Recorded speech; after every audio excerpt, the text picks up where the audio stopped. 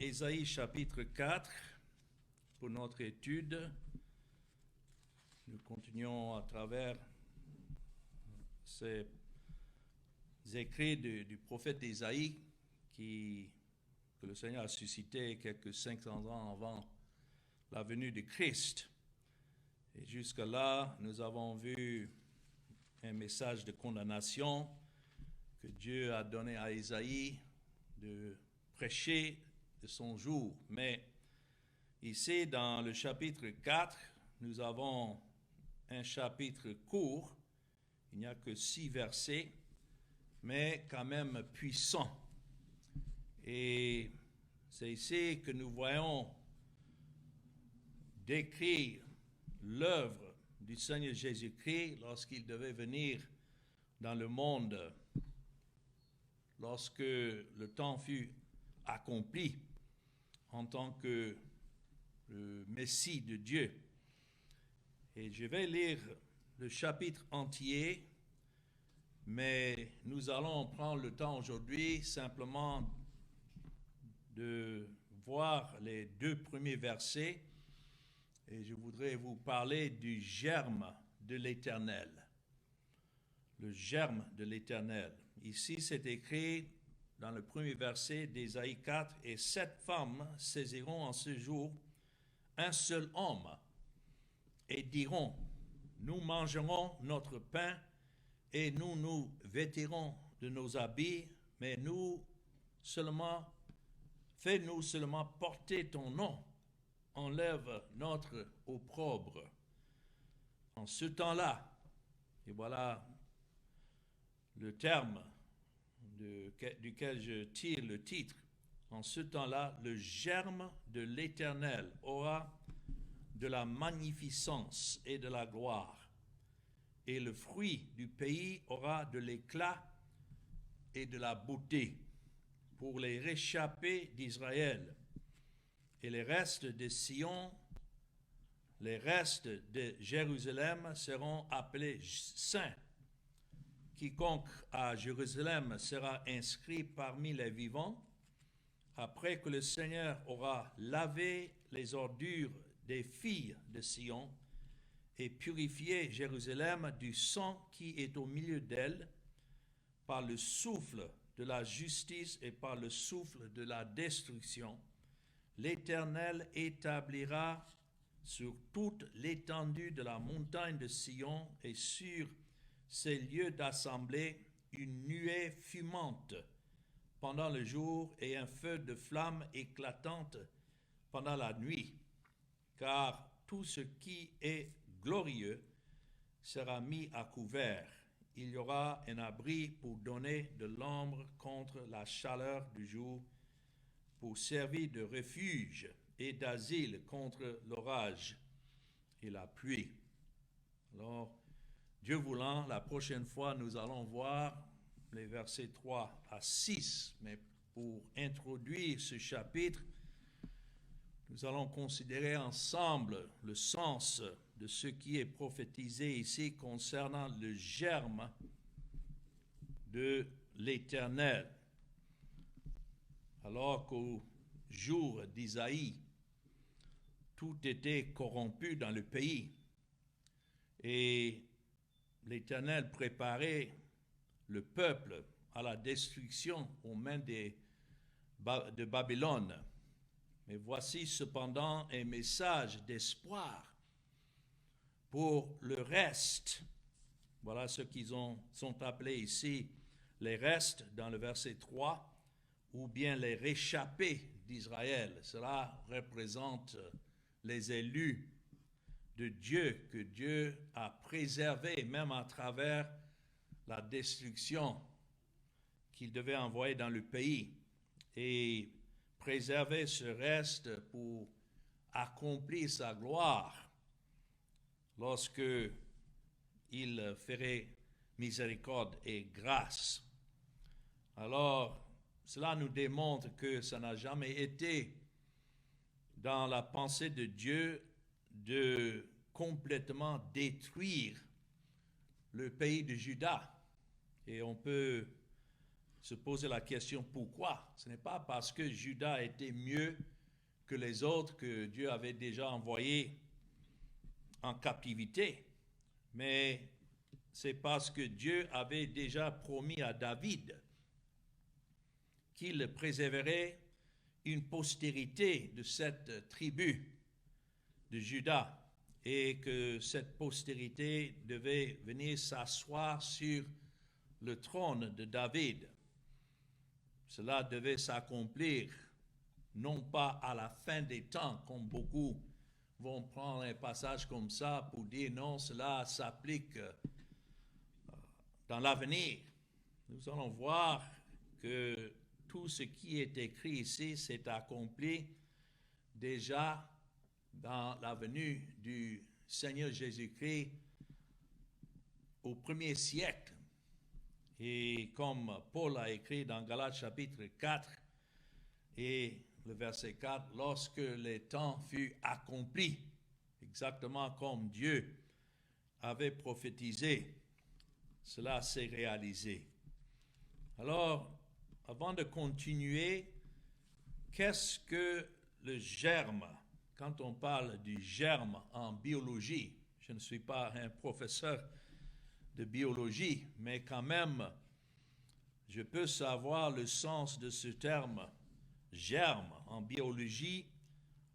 Un germe est défini comme la partie reproductrice d'une plante et c'est la partie qui germe pour grandir. On peut utiliser le terme aussi dans le sens d'initier quelque chose. Cela veut dire la base de son existence est dans le germe.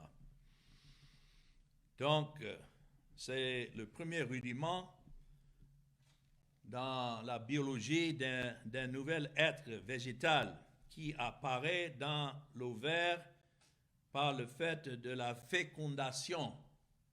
C'est-à-dire que dans le germe, il y a la vie, même si on ne voit pas nécessairement au début. C'est comme dans la conception, dans le sein d'une femme, on ne voit pas la conception au début, mais dans cette conception, il y a la vie. C'est pourquoi on ne peut pas avorter, c'est le terme qu'ils utilisent, mais en réalité, d'enlever ce qui est conçu dans le sein, c'est le meurtre. C'est de tuer un être vivant. Donc, c'est pourquoi la Bible interdit de telles interventions lorsqu'une fille devient enceinte. Le germe est déjà là dans la fécondation et l'être qui doit sortir de cette fécondation, ce germe, voilà ce qui est décrit ici. Dans le langage ordinaire, c'est la partie de la sémence qui doit alors se former en plante. Alors pourquoi Dieu utilise un tel terme ici? Nous avons déjà vu dans le chapitre précédent la condition désespérée des filles de Sion. Nous avons considéré dans le chapitre précédent, vous voyez dans le verset 17, le Seigneur rendra chauve le sommet de la tête des filles de Sion. Ça représentait celles ou ceux qui s'abandonnaient à la fausse religion et qui cherchaient à se revêtir comme c'est écrit ici, des boucles qui servaient d'ornement, des filets, les croissants, les pendants d'oreilles, les bracelets, les voiles, etc. Tout cela représentait ce que les filles de Sion cherchaient à cette époque. Et pour leur propre bien, ça représentait ceux qui s'habillaient de leur propre justice, mais qui ne cherchaient pas la justice de Dieu en Jésus-Christ. Et c'est pour cela que Dieu a annoncé qu'il devait envoyer la destruction, comme dans Ésaïe 3, 26 nous le dit, les portes de Sion gémiront et seront dans le deuil, dépouillées, elle s'assiera par terre. Donc, voilà la situation, la condition déplorable, désespérée du peuple de Juda à cette époque. Et c'est décrit ici dans le verset 1 du chapitre 4. 7 femmes saisiront en ce jour. Donc ça démontre le lien entre le premier verset d'Ésaïe 4 et le dernier verset d'Ésaïe 3. En ce jour, c'est-à-dire lorsque Dieu devait amener le roi de Babylone, devait emmener les armées de Babylone pour détruire non seulement la ville de Jérusalem, mais aussi le temple. Et cela s'est passé dans les années 580, 560 avant le temps de Jésus-Christ.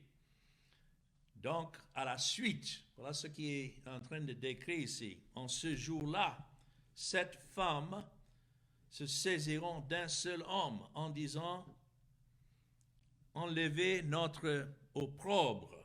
Vous voyez ça à la fin du verset 1. Et c'est pour dire qu'à la suite des jugements que Dieu a détaillés dans le chapitre précédent, les filles de Sion auront peu d'hommes parmi lesquels choisir comme mari, tellement le pays devait être ravagé et surtout les hommes enlevés parce que c'était des hommes surtout que le roi de Babylone a soit tués ou bien il les a enlevés en captivité parce que les hommes représentaient la force du pays. Mais à la suite maintenant, il devait avoir un manque d'hommes. Voilà comment cela est écrit. Donc, 7 femmes s'empareront d'un seul homme. Tant d'hommes devaient tomber par l'épée. Et cela est décrit dans le verset 25 d'Ésaïe 3. Tes hommes tomberont sous le glaive et tes héros dans le combat. Ce que Dieu ordonne, il accomplit. Même si les hommes ne croient pas à sa parole, mais nous savons que tout doit se passer exactement comme Dieu décrit dans sa parole. Et c'est pourquoi ici, la suite, c'est que 7 femmes, le sens du mot 7 veut dire complètement, quelle que soit la femme, elle poursuivrait un seul homme et que ces femmes seraient si désespérées de se marier qu'elles ne s'attendraient pas du tout à ce que même ceux qu'elles mariaient souvenaient à leurs besoins. C'est pourquoi c'est écrit là, nous mangerons notre pain et nous nous vêtirons de nos habits.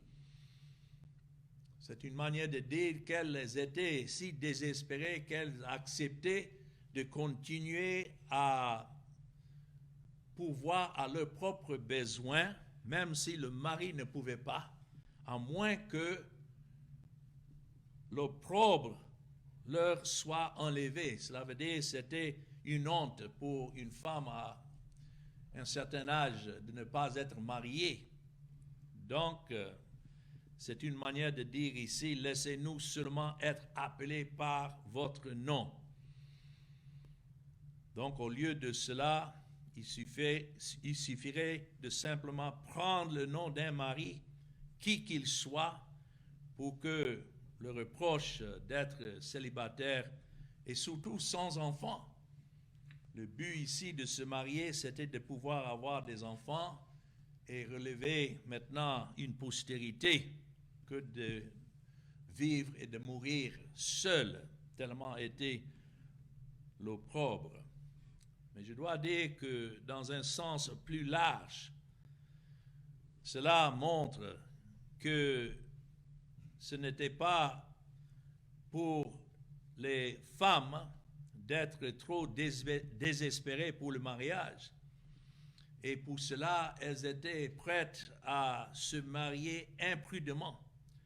Et surtout pour de mauvaises raisons.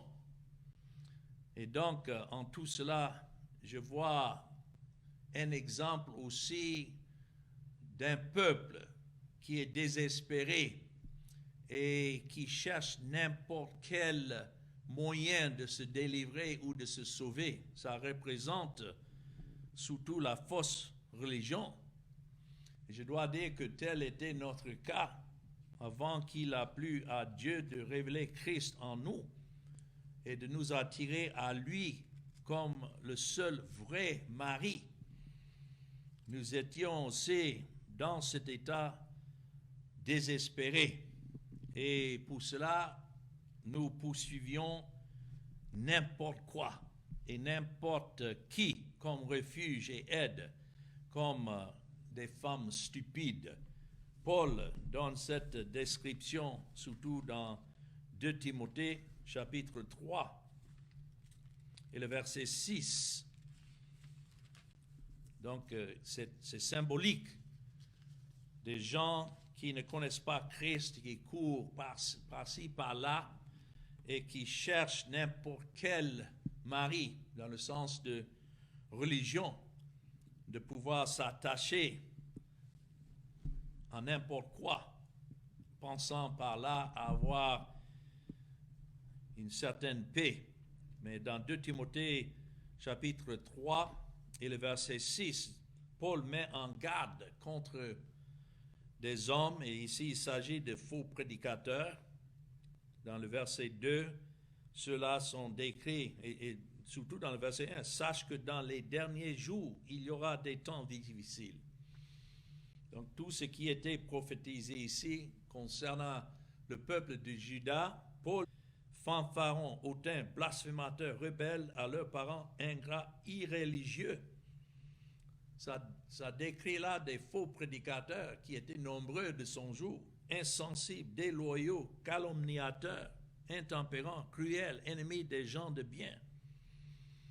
Pourtant, ils se disaient serviteurs de Dieu, comme les prêtres, les souverains sacrificateurs du jour d'Ésaïe, de nombreux prédicateurs de nos jours, ayant l'apparence de la piété, mais reniant ce qui en fait la force. Extérieurement, ils semblaient être des gens de bien, mais au-dedans d'eux, c'est de la pourriture. Il dit, éloigne-toi de ces hommes-là, s'introduisent dans les maisons, et notons, qui captivent des femmes d'un esprit faible et borné, chargé de péché, agité par des passions de toute espèce. Donc cela représente encore ce que fait la fausse religion, comme la prostituée mentionnée dans Proverbes chapitre 7.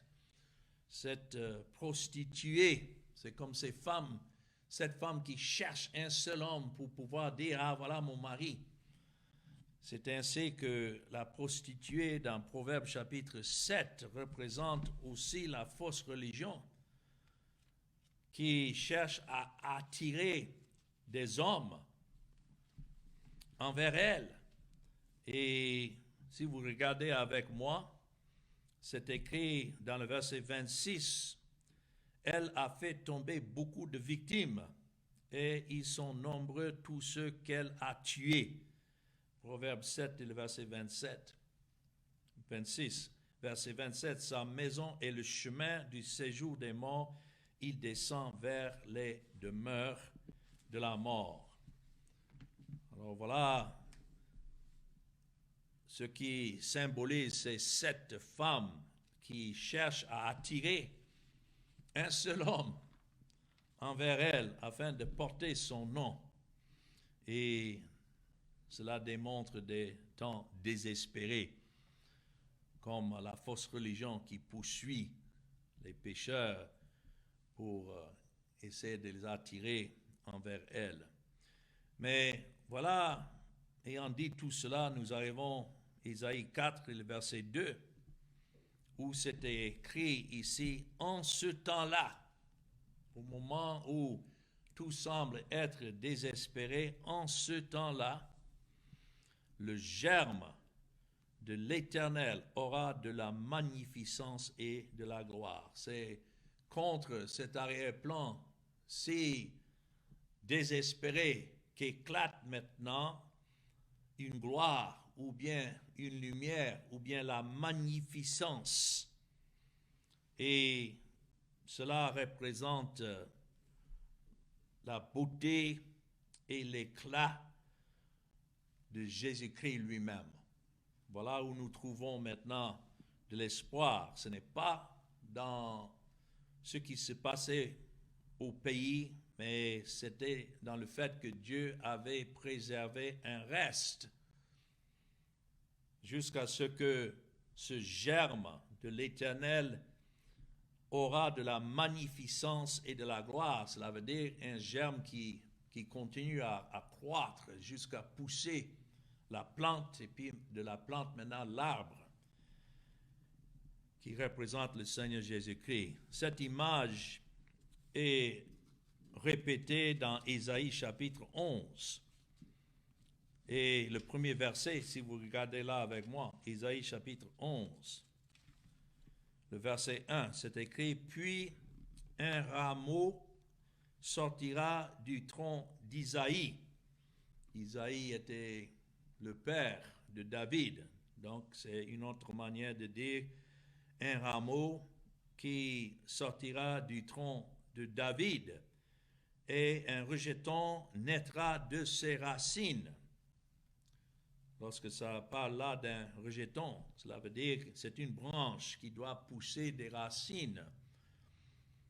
Mais ça vient ici d'un rameau qui sortirait du tronc d'Isaïe. Cela est une prophétie concernant le Seigneur Jésus-Christ. Nous voyons aussi cela répété dans Jérémie chapitre 23 et le verset 5. Voyons comment ces versets sont liés. Jérémie 23, le verset 5. « Voici les jours viennent, dit l'Éternel, où je susciterai à David, quoi? Un germe juste. » Cela est nécessaire pour que celui qui devait sortir de David soit juste, parce que David n'était pas juste, et certainement la postérité naturelle d'Israël était injuste.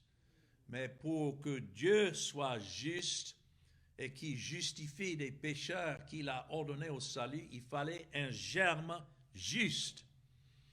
Quelqu'un qui devait venir comme substitut et rendre la justice par sa vie parfaite et aussi par sa mort efficace, rendre cette justice à son Père pour qu'un peuple soit sauvé. Et ici, c'est écrit, verset 5, « Il régnera en roi et prospérera. Il pratiquera la justice et l'équité dans le pays. » Où se trouve la justice de Dieu, que Dieu approuve? C'est dans ce germe qui est décrit ici, qui était suscité à David, cela veut dire selon la postérité de David, et cela n'était autre que le Seigneur Jésus-Christ lui-même. Nous continuons pour quelques versets encore, Jérémie chapitre 33 et le verset 15. C'est écrit « En ces jours et en ce temps-là ».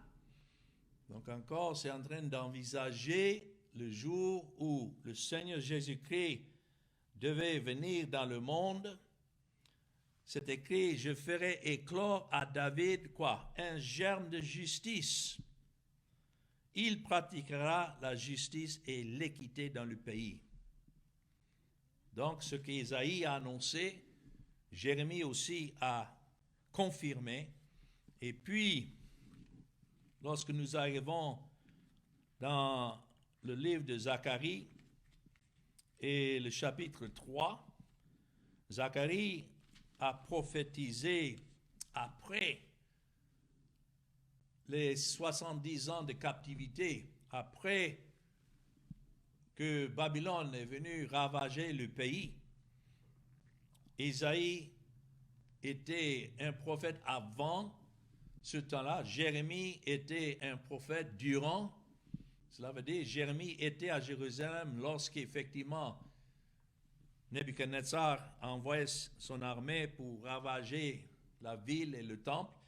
Et Zacharie était après que Dieu a ordonné à ce que un reste revienne dans le pays et que le pays soit rétabli et le temple reconstruit et la ville reconstruite. Mais ici, dans Zacharie chapitre 3 et le verset 8, c'est écrit « Écoute donc Josué ». Ça, ce n'est pas le Josué du temps de Moïse, mais c'était un souverain sacrificateur à cette époque. Toi et tes compagnons qui sont assis devant toi, car ce sont des hommes qui serviront de signe. Voici, je ferai venir mon serviteur, quoi? Le germe. Et c'est écrit, car voici pour ce qui est de la pierre que j'ai placée devant Josué, il y a 7 yeux pour cette seule pierre. Voici, je graverai moi-même ce qui doit être gravé, dit l'Éternel des armées. J'enlèverai l'iniquité de ce pays en un jour. Comment est-ce que Dieu a enlevé l'iniquité de son peuple en un jour? Cela s'est passé à la croix, en un seul jour. Dieu avait imputé le péché de son peuple à Christ et ayant accompli tout ce qui est nécessaire, maintenant la justice de Dieu a été imputée à son peuple. En un jour, cela décrit la croix. Vous pouvez peut-être regarder beaucoup d'autres versets, mais l'idée derrière ce titre du germe de l'Éternel, c'est la fécondité et la vie qui se trouve en Jésus-Christ lui-même. Et notre Seigneur lui-même, dans Jean chapitre 15, s'est servi de cette image en parlant à ses disciples du fait qu'il était le cep et ses disciples étaient les sarments. Nous ne devons pas oublier que cela décrit aussi cette même expression que nous lisons ici. Comment est-ce que nous savons qu'il était le germe de l'Éternel? Lui-même, il le dit dans Jean 15, le verset 1. « Je suis le vrai cep et mon Père est le vigneron. Tout sarment qui est en moi et qui ne porte pas de fruits, il le retranche. Et tout sarment qui porte du fruit, il l'émonde afin qu'il porte encore plus de fruits. » La traduction, quand c'est écrit « il le retranche », dans le grec, ce n'est pas dans le sens de couper, enlever, parce que un sarment ne peut pas être attaché à Christ et puis ensuite enlevé. Mais si ça n'apporte pas de fruits, le mot retranche, c'est comme un arbre où le fruit est trop bas vers le sol et le cultivateur vient maintenant pour soulever cette branche pour que ça puisse porter du fruit. Voilà le sens. Et dans le verset 5, il répète, « Je suis le cep, vous êtes les sarments, celui qui demeure en moi et en qui je demeure porte beaucoup de fruits, car sans moi, vous ne pouvez rien faire. » Voilà pourquoi nous avons besoin de Christ comme le germe de l'Éternel, parce que sans lui, nous ne pouvons pas exister. Alors, Christ, selon la promesse donnée ici dans Ésaïe, mais dans d'autres passages dans l'Ancien Testament, effectivement est venu. Et que nous voyons ces Écritures se sont accomplies. Ça, ce n'est pas pour un temps à venir maintenant, non. lorsque nous lisons cela pour Isaïe, oui, c'était encore à venir, mais pour nous, en lisant, nous voyons comment, selon les Écritures, Christ est venu et il a accompli effectivement tout ce qui était écrit. Par exemple, voyons quelques versets ici qui confirment cela. Dans Romains chapitre 1 et le verset 3, et j'espère que vous voyez comment les Écritures sont unies, que ce soit dans l'Ancien Testament ou le Nouveau, l'Évangile est prêché, l'Évangile est annoncé, c'est le même message. Ceux de l'Ancien Testament qui appartenaient au Seigneur, c'est l'Esprit de Christ qui révélait Christ en eux. C'est pourquoi Isaïe a pu prêcher Christ. C'est pourquoi Jérémie, Zacharie a pu prêcher Christ. Et lorsque nous arrivons dans le Nouveau Testament, nous voyons c'est le même esprit qui était dans les apôtres, qui était dans les prophètes. Un exemple dans Romains chapitre 1. Ici, Paul, serviteur de Jésus-Christ, appelé à être apôtre, mis à part, pourquoi? Pour annoncer l'évangile de Dieu.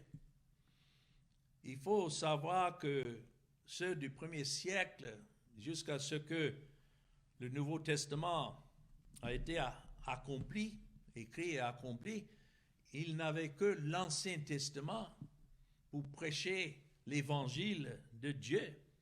Lorsque Paul se déplaçait pour aller dans les pays païens, il avait les Écritures. Quelles étaient les Écritures? Lorsqu'il entrait dans les synagogues, c'était des rouleaux, des documents de l'Ancien Testament qu'ils avaient et qui étaient lus. Mais c'est de ces Écritures-là qu'il prêchait l'évangile de Dieu. Il n'y a pas un message dans l'Ancien Testament qui est différent que le Nouveau. C'est là où beaucoup se trompent. Ils imaginent que non, l'Ancien Testament concerne les œuvres et la moralité et autre chose, et le Nouveau, voilà l'Évangile. Non.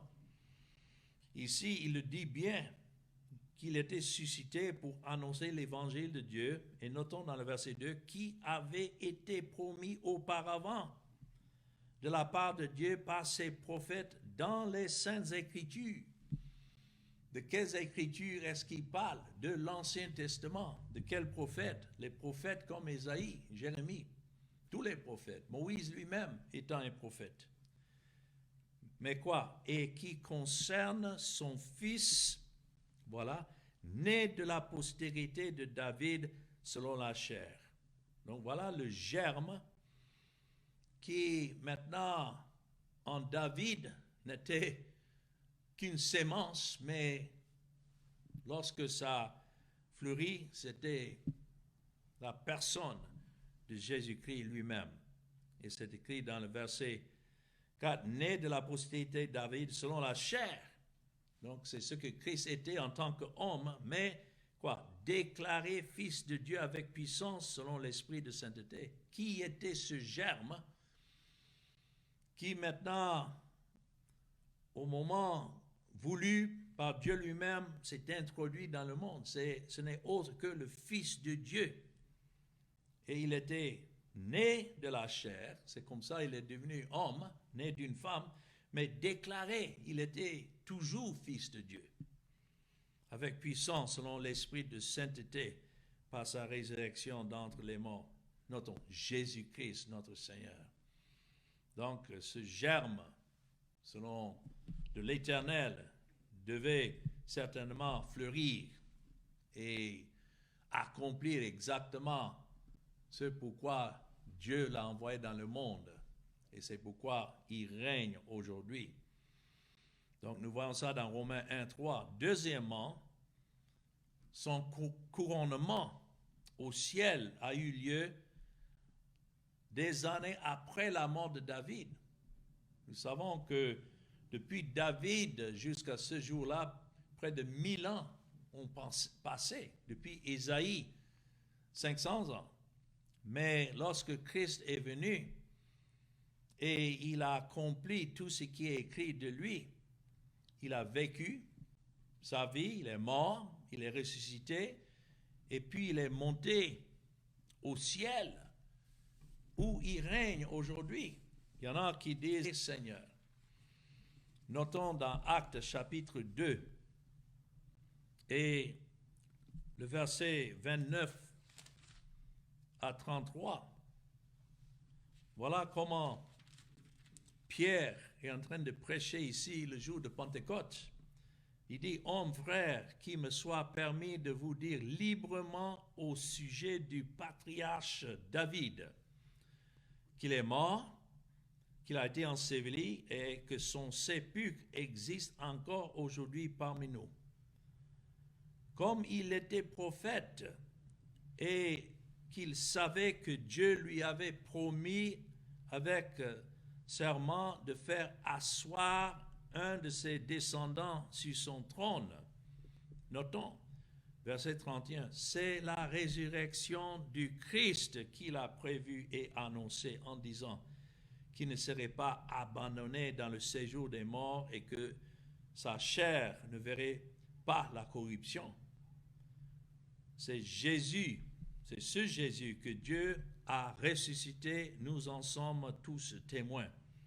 Élevé par la droite de Dieu, il a reçu du Père le Saint-Esprit qui avait été promis et il l'a répandu comme vous le voyez et l'entendez.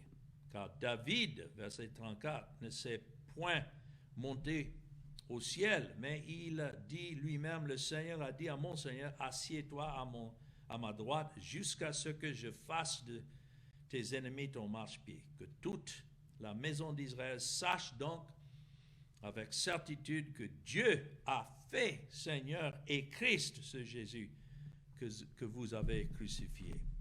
Alors, ce qui est représenté dans notre texte en Ésaïe chapitre 4 comme étant le germe de l'Éternel, lorsque c'est écrit, il aura de la magnificence et de la gloire.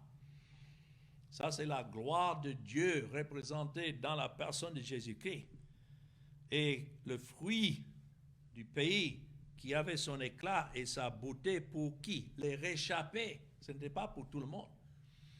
Mais c'était pour ceux d'Israël que Dieu avait choisis depuis avant la fondation du monde pour que Christ est venu. C'est pour eux qu'il est venu vivre sa vie, il est mort et ressuscité, ayant satisfait la justice de Dieu et monté au ciel, où il règne. Donc ce n'est pas comme s'il y a un aspect de cette prophétie qui reste encore pour l'avenir. Non, il règne maintenant, exactement comme il avait promis à David qu'il ne devait pas manquer une postérité pour s'asseoir sur son trône pour toujours. Troisièmement, nous voyons cela confirmé dans 1 Corinthiens chapitre 15 et le verset 25. Notons, c'est écrit, car il faut qu'il règne. C'est exactement ce que Pierre avait annoncé, tiré des Écritures de l'Ancien Testament. Il faut qu'il règne jusqu'à ce qu'il fasse de ses ennemis son marchepied. Tout cela a été annoncé dans l'Ancien Testament. Alors, il faut qu'il règne. Notons, cela signifie qu'il règne maintenant et il faut qu'il continue à régner jusqu'à ce qu'il ait mis tous les ennemis sous ses pieds. Il y a des ennemis qu'il doit encore mettre sous ses pieds, que ce soit en jugement, pour ceux qui sont réprouvés, mais il faut savoir aussi des ennemis qu'il doit soumettre sous ses pieds dans sa grâce, représentant le reste, représentant ses élus. Nous sommes nés dans ce monde rebelle, mais c'est Christ qui règne pour nous emmener à ses pieds par sa grâce, non pas en jugement. Et puis, c'est écrit, le dernier ennemi qui sera détruit, c'est la mort.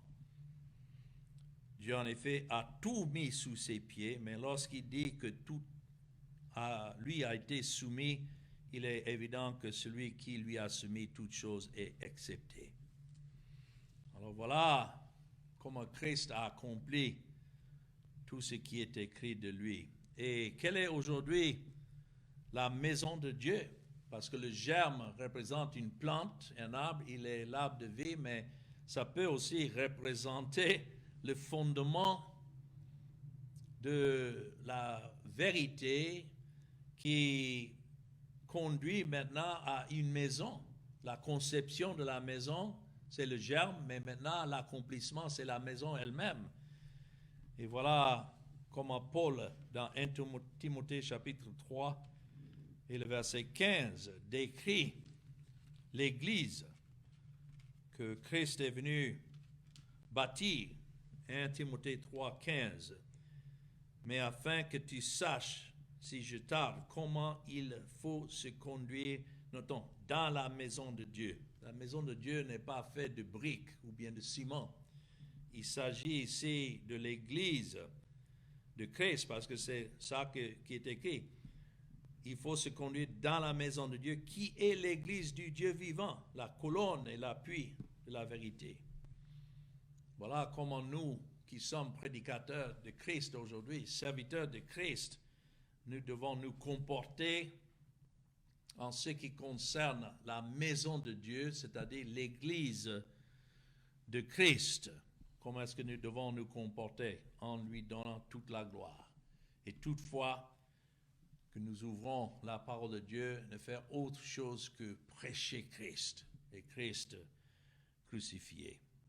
Alors, pour terminer, ici dans Isaïe chapitre 4, cela ne signifie pas que le Messie apparaîtrait lorsque ces jugements auraient lieu sur les filles de Sion. Ce n'est pas là que Christ a apparu, mais cela signifie que la promesse du Messie serait d'autant plus belle et glorieuse pour eux au milieu de leur souffrance, c'est-à-dire pour ceux en qui l'Esprit de Christ était révélé.